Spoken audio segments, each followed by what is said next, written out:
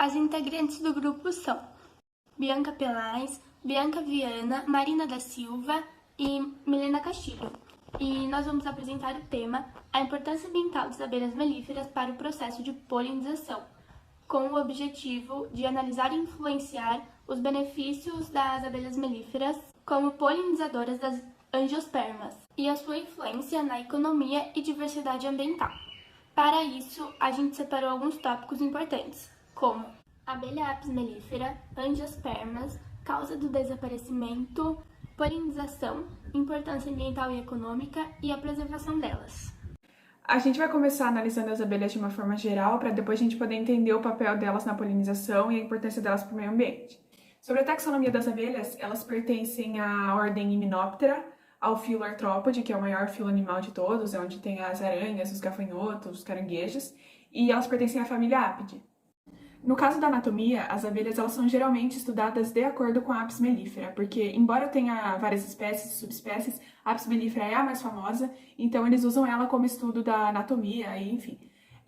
Então elas são divididas em cabeça, tórax e abdômen, sendo que a cabeça é onde ficam os órgãos sensoriais, que são os olhos e as antenas, e é onde ficam as glândulas que vão ser usadas na hora da polinização. O tórax é onde ficam os órgãos de locomoção, de digestão e de respiração. Já o abdômen, que é até muitas vezes considerado a parte mais funcional da abelha, é onde também localizam alguns desses órgãos, mas de mais importante é onde fica a vesícula melífera, que é uma bolsa que guarda o néctar e a água da abelha, que ela coletou durante a polinização, e é também onde fica a espermateca, que também é uma bolsa, que no caso só é presente nos machos, que guarda os espermatozoides que foram fecundados pela rainha. É também onde fica o ferrão, nesse caso só nas fêmeas, porque o ferrão faz parte do sistema reprodutor feminino, então os machos não conseguem ferroar. E quando a gente fala que uma abelha morre depois que ela ferrou alguém, isso se dá devido ao formato do ferrão, que quando uma abelha pica alguém, pelo fato do ferrão ter um formato de serrote, ele se prende à pele e quando a abelha voa, o ferrão fica preso e o sistema digestório dela sai junto, então ela morre. Como a abelha rainha ela possui um ferrão em formato liso, quando ela pica alguém, o ferrão não fica preso, então ela consegue sair voando, assim, normal, sem o sistema digestório dela sair. Então, no caso, ela não morre. Mas é muito difícil você ser picado por uma abelha rainha, pelo fato dela quase não sair da colmeia, entendeu? Então, geralmente, você vai ser picado por uma abelha operária e ela vai acabar morrendo. As abelhas, elas são datadas de muitos anos atrás, cerca de 100 milhões, e pelo fato de elas se adaptarem a muitos ambientes, serem muito antigas, elas possuem várias espécies e subespécies. No caso, a Apis mellifera tem a Apis mellifera africana, a italiana, a alemã, e no Brasil a mais encontrada é a africanizada, que é uma mistura da abelha europeia com a abelha africana. E para continuar, gente, eu queria saber quem aqui já assistiu esse filme, Bee-Movie, um filme bem famoso, mas tenho péssimas notícias, esse filme é uma mentira e é um pouco machista, porque se você considerar a vida das abelhas, principalmente a Apis mellifera é uma abelha social, ou seja, ela possui a divisão de tarefas e tal. Se você considerar isso, as fêmeas são as principais operárias, né? As que fazem a colmeia funcionar. Os machos, eles só servem para fecundar a rainha. A rainha é a única fértil da colmeia, porque ela foi alimentada pela geleia real no período de larva. Então, as abelhas rainhas, elas só servem para fecundar, e as abelhas operárias fazem tudo. As fêmeas, elas limpam a colmeia, elas trazem a comida, elas fazem tudo e os machos só servem pra fecundar. Então esse filme Bee-Movie é uma mentira, porque o protagonista é um homem e dá como se ele fizesse tudo, sendo que na verdade são as fêmeas que fazem. Pra finalizar a parte geral das abelhas, a gente queria mostrar um vídeo muito legal pra vocês sobre a dança das abelhas. Não sei se vocês sabem, né, mas as abelhas não falam, mas elas têm o próprio meio de comunicação delas, que é a dança. É muito interessante porque é muito inteligente, tanto que demoraram, assim, anos para descobrir o que a dança significava e descobriram que era em relação ao sol. Tem 3 tipos de dança e a que eu vou mostrar para vocês hoje, agora nesse vídeo, é a dança do requebrado. Elas têm um método incrível para dizer às outras onde encontrar as flores mais produtivas. É a dança das abelhas. Esta abelha retornou após encontrar uma nova fonte de néctar e vai contar às outras sobre isso.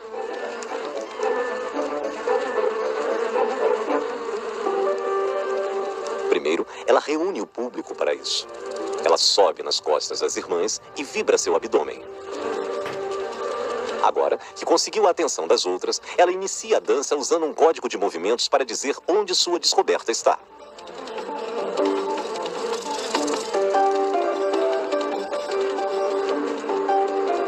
A duração da dança indica a distância até a fonte de néctar.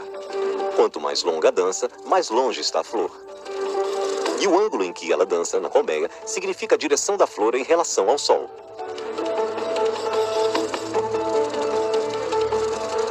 Suas instruções são muito precisas e podem demarcar uma fonte de néctar a mais de 6 quilômetros de distância. Algumas de suas colegas partem imediatamente para encontrá-la. Muito interessante esse vídeo, né, gente? A dança delas é muito importante porque só assim que ocorre a troca de informação para que a polinização realmente seja eficiente. E para a gente finalmente chegar no ponto-chave do nosso trabalho, eu vou dar uma introduçãozinha sobre o que é a polinização, né? Para a gente conseguir entender a importância delas para o meio ambiente. Para começo de conversa, é importante saber a diferença entre o néctar e o pólen. O pólen é basicamente o espermatozoide da planta. Ele é usado pelos animais e pelos insetos polinizadores como fonte de proteína e de alimento em geral. Enquanto o néctar, ele é usado como fonte de energia e ele é uma recompensa que as flores produzem como forma de agradecimento pela polinização. Então, enquanto o pólen é o que vai ser usado na polinização como troca, o néctar é uma recompensa que as flores dão aos animais que enfim, fizeram a polinização como forma de recompensa. E aí eles vão ser usados como fonte de energia porque é cheio de glicose. A polinização em si é exatamente isso, é o pólen que está localizado dentro da antera, que é a estrutura masculina da flor, para dentro do estigma, que é a parte feminina da flor. Então vai ocorrer essa troca que vai ser a fecundação. A polinização pode ser por autopolinização, que é quando, por exemplo, o pólen da antera vai parar na estigma da mesma flor, ou pode ser uma polinização cruzada, que é quando o pólen de uma flor vai parar no estigma de outra. Então, é essa que dá essa importância dos agentes polinizadores, que eles fazem essa diversidade biológica muito grande. Há várias maneiras de polinizar, tem como ser pela água, pelo vento, mas como nosso foco são nos insetos, mais especificamente nas abelhas, a polinização chama-se entomófila, que é quando é realizada por insetos, e ela vai variar também bastante de acordo com a cor da planta, o tipo da planta, e por isso que o nosso foco é nas angiospermas, que são as mais diversas tipos de plantas, né? E a Milena vai explicar um pouco sobre a diferença entre as gimnospermas e as angiospermas e as diferenças entre as polinizações desse tipo de flores. As gimnospermas são plantas vasculares, semente nuas, sem frutos. A polinização ocorre pelo vento e elas possuem apenas o pólen, porque como a Marina já falou, o néctar serve apenas para atrair os insetos, e como a polinização não precisa de nenhum animal ou inseto, então ela só possui o pólen. Já as angiospermas são plantas vasculares, presença de fruto envolvendo as sementes. Elas possuem o pólen e o néctar, e a polinização ocorre pelo vento, a água, a gravidade e pelos animais.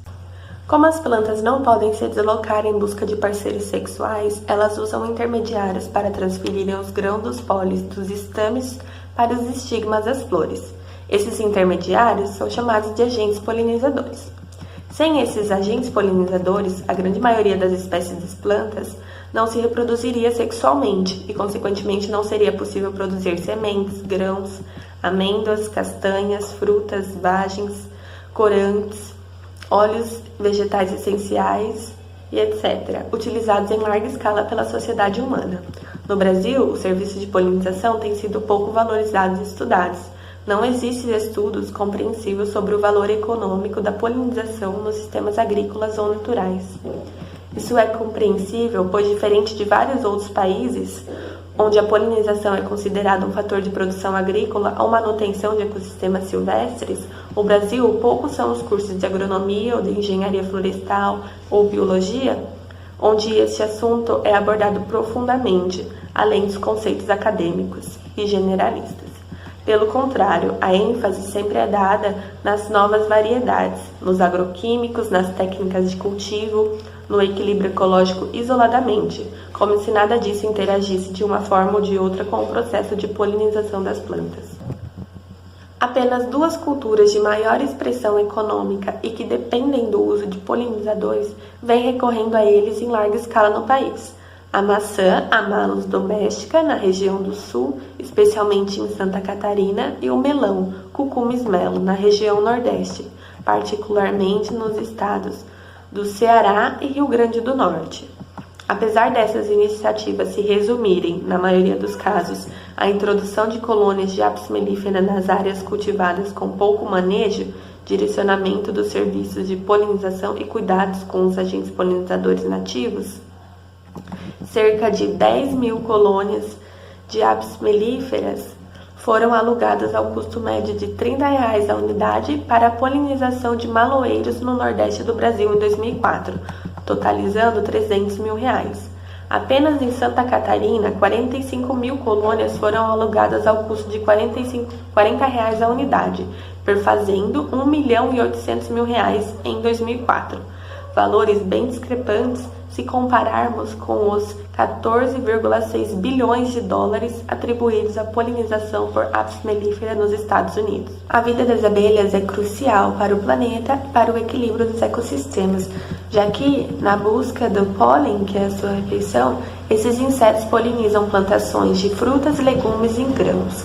Essa polinização é indispensável, pois é através dela que cerca de 80% das plantas se reproduzem. Como alertava Einstein, se as abelhas desaparecessem da face da Terra, a humanidade teria apenas mais 4 anos de sua existência. Sem abelhas, não há polinização. Sem a polinização, não há reprodução da flora, e sem a flora não haveria os animais. E sem os animais, não haveria raça humana. Isso acontece por conta que as plantas constituem os seres produtores primários do ecossistema e são responsáveis direto por muitos dos serviços prestados, como o sequestro do carbono, a fixação do nitrogênio, a manutenção dos lençóis freáticos, a prevenção da erosão do solo, a absorção de gases de efeito estufa, além de fornecer alimento e habitat para a vida aquática e terrestre. Esses serviços ambientais são chamados de serviços ecossistêmicos, sendo base para a sobrevivência dos organismos no planeta e fundamentais para o bem-estar humano. Existe uma discussão muito antiga sobre como as abelhas e as angiospermas se diversificaram tão rapidamente. Uma das hipóteses mais aceitas é a teoria coevolutiva. E a teoria da coevolução, ela diz que há uma mudança das características de uma determinada população em resposta de características de uma segunda população. E, consequentemente a essa mudança, a segunda população também se modifica, modificando novamente a primeira população, então sendo um efeito em cadeia. E as abelhas, considerando elas como população 1 e as angiospermas como população 2, a primeira população, as abelhas, alterou a sua dieta adotando vegetais como sua principal fonte de alimento. E ela se especializou em um tipo de planta devido à facilidade em obter alimento das flores. A população 2, ou seja, as angiospermas, ela se beneficiou com essa mudança de dieta das abelhas, uma vez que o desperdício de pólen acabou e a taxa de fertilização ela aumentou. Isso atribuiu maior número de flores e maior qualidade de fruto. E, além disso, as flores com cheiro adocicado e coloração azul, violeta ou amarelo conquistou a visita permanente desse inseto. Então, há uma certa dependência dessas duas populações. Isso prova que a teoria coevolutiva ela se aplica nesse caso. Mas Bianca não entende nada, está muito confuso. Como começou essa interdependência de abelha e planta, angiospermas? Foi há cerca de 130 bilhões de anos atrás, no período Cretáceo, quando as primeiras abelhas e as angiospermas surgiram. Elas surgiram paralelamente. No entanto, as abelhas elas surgiram através das vespas. As vespas elas têm caráter, elas caçam outros insetos para se alimentar, enquanto as abelhas, as primitivas, elas se especializaram na obtenção de alimento de origem vegetal, porque era mais prático. E então elas se especializaram na obtenção de óleos, pólen e néctar. E elas ofereciam a flor como complemento na alimentação das suas crias. Então elas começaram a fazer a polinização, o que mais pra frente a gente vai ver que trouxe um grande benefício para as duas espécies. Por exemplo, atualmente o pólen ele se tornou a principal fonte alimentar para as abelhas, para as crias delas também, porque elas são mais ricas em proteínas, elas garantem o desenvolvimento e colaboram para as espécies vegetais sejam perpetuadas através da polinização. A polinização, ela é essencial para cerca de 1/3 da produção de alimento mundial. Ela estabelece uma ligação entre os ecossistemas naturais e os sistemas de produção agrícola, que é muito beneficiado também através desse processo, dessa relação da abelha e da planta. Porque as maiorias das espécies com flor, ela não produz a semente se os animais, os agentes polinizadores, eles não transportarem o pólen dos estames para os estigmas das flores. Então, sem esse serviço, vários ecossistemas desapareceriam. Mas em relação às angiospermas, bom, elas podem ser polinizadas não somente pelas abelhas. Existe a anemofilia, que é a polinização através do vento. Ela é eficiente, no entanto, ela não é tão eficiente quanto a polinização por insetos, como a melitofilia, que é principalmente realizada por vespas e por abelhas. O que acontece? Qual a diferença entre as duas? Quando é realizada por anemofilia, pelo vento, há muito desperdício de pólen, então a taxa de fecundação ela diminui grandemente. Agora, as abelhas, elas não deixam que isso aconteça, elas aproveitam quase 100% daquele pólen, então a maioria das flores elas vão ser fecundadas. Sabendo disso, é interessante também saber que as angiospermas elas se adaptaram a essa polinização das abelhas. Então, as flores de coloração azul, violeta e amarelo, elas permaneceram, também atribuíram um cheiro adocicado ali para lembrar o néctar, devido ao néctar, né? Para atrair mais as abelhas. Além da teoria coevolutiva, ainda a primeira hipótese a relacionar o desenvolvimento das angiospermas com o aparecimento das abelhas, que foi desenvolvido por Louis Charles Gaston de Saporta. Ele viveu entre o período de 1823 até 1895. E ele era grande amigo de Darwin e ele acabou citando essa teoria dele nas cartas endereçadas a Darwin, né, nesse período. E as cartas diziam que as plantas superiores elas tinham um desenvolvimento mais rápido conforme os insetos iam visitando eles e que era uma troca, era um beneficiamento que existia entre as duas. Uma se beneficiava em biodiversidade, que seria as plantas, e a outra recebia o alimento. Frequentemente trocava cartas com Joseph Hooker e tentava solucionar o abominável mistério do aparecimento das plantas superiores e seu desenvolvimento, porque não havia registros fósseis dessa evolução gradual, né? Então, quando ele soube da hipótese de Louis de Saporta, ele ficou surpreso e até disse em sua carta que ficou surpreso por não ter pensado nisso antes, porque Darwin chegou em duas hipóteses diferentes. A primeira seria de que as plantas, as angiospermas, anteriormente chamadas de plantas superiores, elas haviam sido criadas, por isso elas já apareceram nessa fase desenvolvida. E a segunda seria de que elas tiveram uma evolução gradual, só que ele não tinha como comprovar essa segunda teoria, porque não existia, como eu disse, registros fósseis. Apesar disso, ele ainda assim escolheu a segunda, porque era mais favorável a seu modo de pensar. E ele justificou a ausência de registros com a criação das angiospermas no hemisfério sul. E a partir disso, ela começou a se espalhar ao redor do globo. Por isso a gente não via a fase inicial dessa planta. Apesar da relevância das abelhas, elas estão em declínio principalmente por causa das ações antrópicas, exclusivamente quando se trata de interesses econômicos. Em um estudo de monitoramento nos Estados Unidos e na Europa, foi registrado a perda de 30% de colônias e passou a ser tratado como um colapso, CCD, cujos sintomas são enfraquecimento e perda das abelhas operárias e presença de patógenos.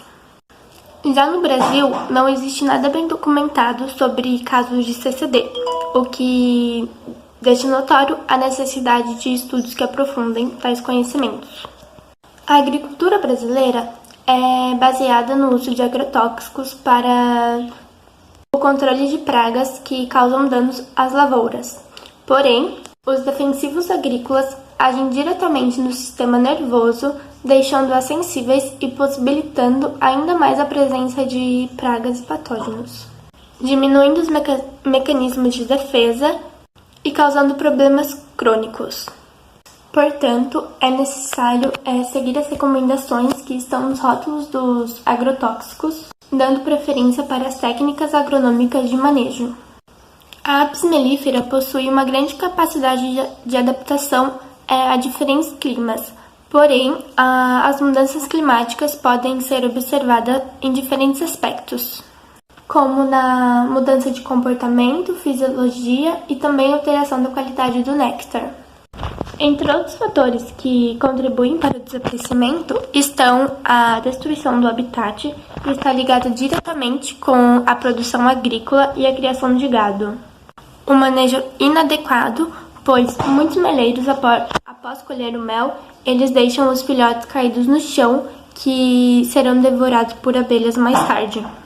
E diversos patógenos, entre eles podem ser parasitas, fungos, bactérias, porém, no Brasil não há conhecimento e monitoramento suficiente sobre a existência ampla desses patógenos no nosso território. O equilíbrio ambiental e a garantia de uma vida digna estão diretamente ligados com a atividade das abelhas. Consequentemente, a extinção delas afetaria a vida em sociedade, já que grande parte dos nossos alimentos vem delas. Segundo uma pesquisa feita pela USP, as abelhas correm risco de extinção nos próximos 30 anos. E só para a gente finalizar, a gente queria trazer alguns dos resultados que a gente obteve com o nosso questionário, que a gente disponibilizou principalmente no WhatsApp e no Instagram. A gente contou com as respostas de 107 pessoas, e a primeira pergunta que a gente fez foi qual a principal fonte de informação dessas pessoas. 79% das pessoas responderam que as fontes de informação deles vêm de redes sociais, tipo Instagram, WhatsApp, e a gente sabe que essas são as principais fontes de fake news. E a gente queria relacionar a fonte de informação deles com o tipo de informação que eles tinham. E a gente pode justamente relacionar com a segunda pergunta que a gente fez. Você acredita que as abelhas produzem mel por quê? 58% respondeu que é para a própria alimentação delas, que é o correto, como a gente já viu. Só que 38%, que é um número bem grande também, responderam que o mel é apenas um resultado da polinização, então o produto não é útil a elas. Só que não é bem assim, a gente viu que o mel é justamente para a alimentação das abelhas e o mel é muito importante para elas. E a gente fica meio que pensando, será que o fato dessas pessoas não reconhecerem algo meio que básico das abelhas é porque elas se limitam justamente às redes sociais, como elas já afirmaram que seja a fonte de informação delas, ou elas não procuram saber, ou enfim, esse é o questionamento que a gente levantou. E para concluir, a gente trouxe a última pergunta relacionada a esse assunto, que é qual dos seguintes produtos você e sua família consomem? Cerca de 17 das 107 pessoas responderam que não consomem nenhum tipo de alimento ou produto higiênico à base de mel. E é tipo uma consequência que a gente pode relacionar com as outras perguntas, de que o fato das pessoas não reconhecerem sobre a importância do mel para as próprias abelhas faz com que elas consumam sem nem saber o que elas estão consumindo.